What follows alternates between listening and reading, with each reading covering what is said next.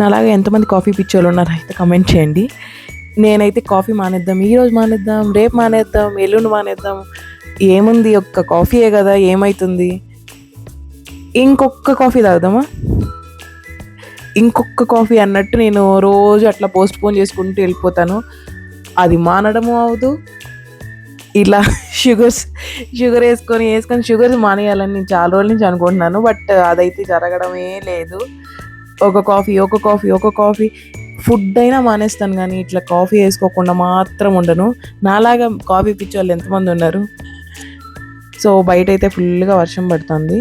ఒక్క కాఫీ తాగుదాం, 1 అవర్ ముందే తాగాను, బట్ ఇంకొక కాఫీ తాగుదాము అనేసి మళ్ళీ కాఫీ వేసుకొని అయితే తాగుతాను. ఒక్కసారి నా ఫేస్ ఎక్స్ప్రెషన్స్ చూడండి, మీకే అర్థమైపోతుంది.